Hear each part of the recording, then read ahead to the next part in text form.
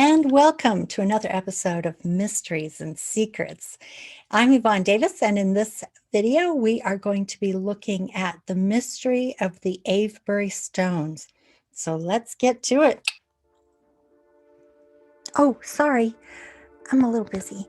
I'm reading one of my favorite books. This story begins in 2008 when I was reading The Goatfoot God by Dion Fortune. That summer, I traveled to England and visited the magical places of Stonehenge, Avebury, and Glastonbury. I was intrigued by all of them, but it turns out that Dion Fortune actually wrote about Avebury in her novel, The Goatfoot God. She wrote about the magical powers invested in the megalithic stones in Avebury. They were transmitters of the power of the earth because they had been placed along ley lines. We'll get into that. There are powerful secrets and mysteries surrounding the Avebury stones. Why were they built in the first place? Why did the people who lived approximately 2500 BC, why did they build the stones? Why did they bring these incredibly massive megalithic stones into a circle and create a hinge, which is sort of like a moat in the shape of a circle? Why did they do this?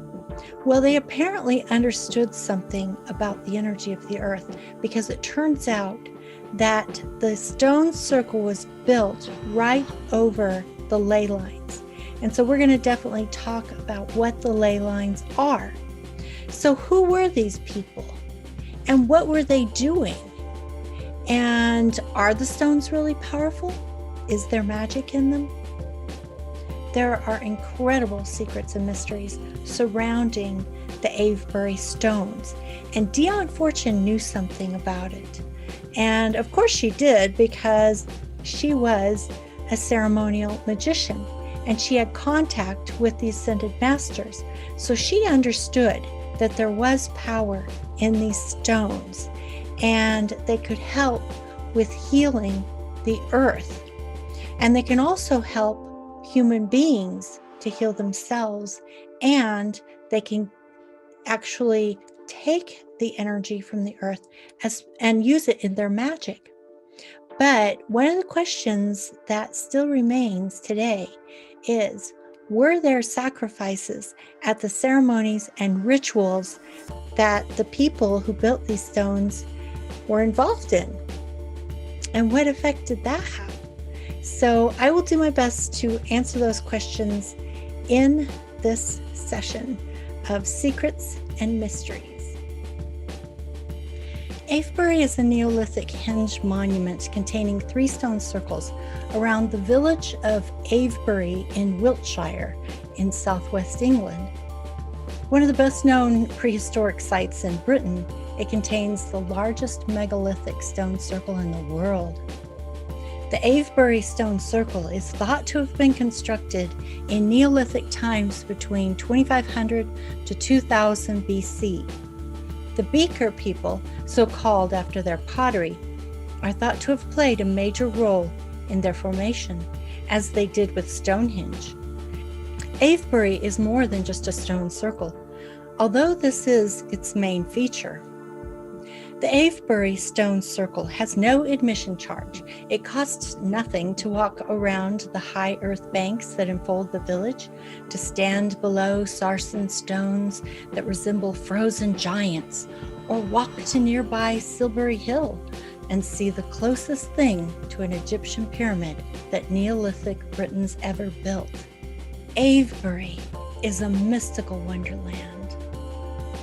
But what is it that makes the Avebury stones so mystical? In spite of much scholarly work on the ancient prehistoric inhabitants of Britain, which has, in recent years, entirely refuted the entrenched idea that they were woad-painted savages, the idea still persists.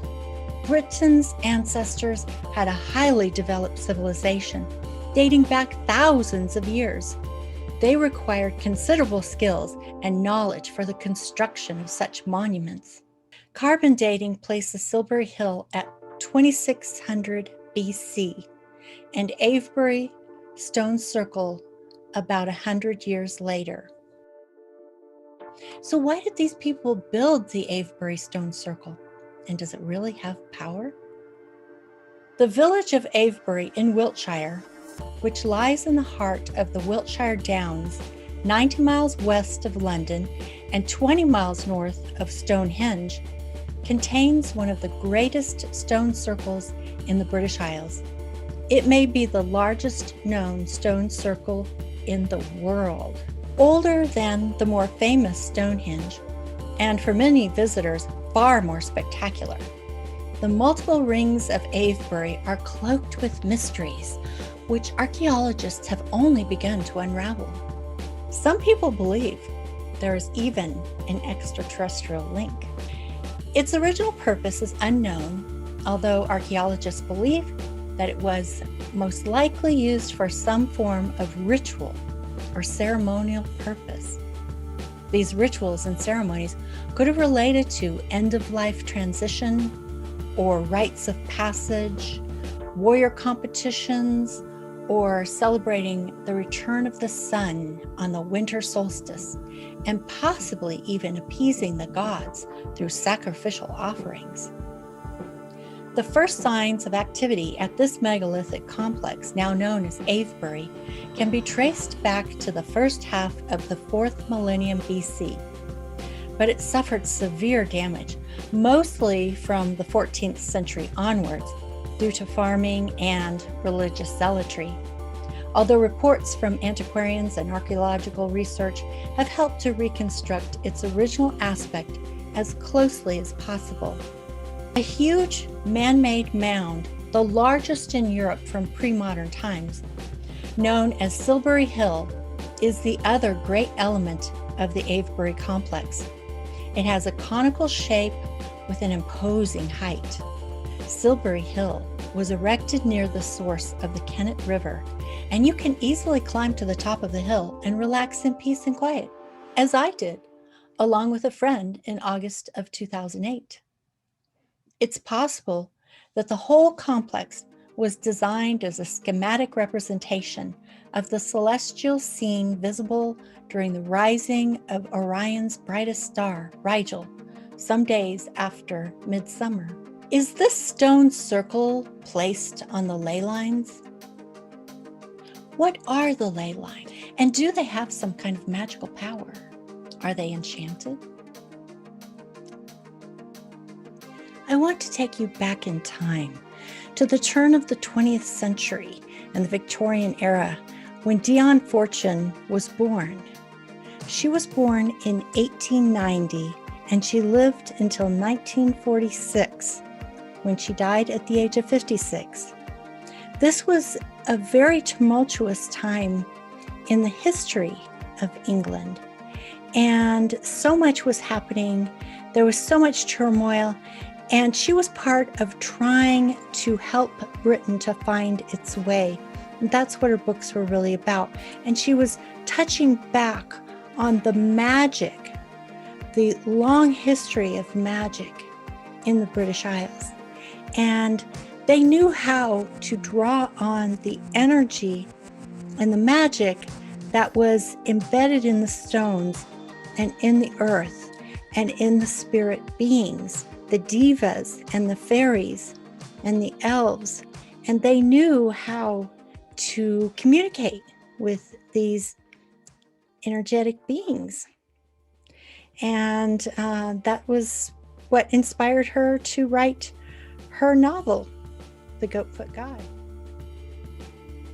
I've been rereading The Goatfoot God, and as is often the way with Dion Fortune's novels, have come across a couple of references I've never noticed before.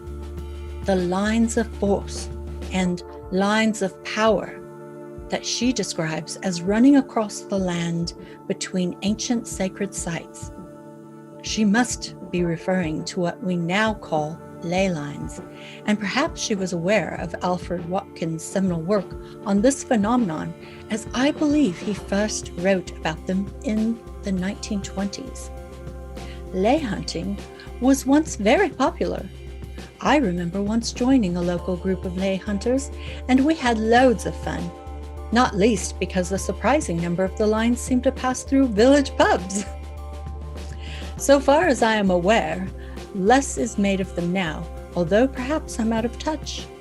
I don't think it's a subject Dion Fortune mentions elsewhere, but it occurs to me that they are a literally vital part of the etheric body of the earth, and this was something she was much concerned with, particularly in her work with the planetary being and the planetary entity. I'd be interested to learn if anyone has taken up this aspect of her work. I hope you enjoyed learning about the Avebury stones.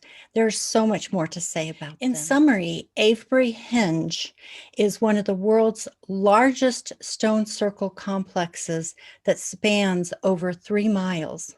The location of Avebury is not arbitrary. It's related to the power of the ley lines and the earth body energy. The etheric body of the earth can be characterized as the same kind of energy as the plant kingdom. There's currently no evidence that human sacrifice took place at Stonehenge or Avebury, at least not by the original builders. Although archaeologists have found the remains, the skeletal remains of young male warriors that were buried there thousands of years ago. They showed signs of ritual death. It probably happened in a battle between competitive warriors.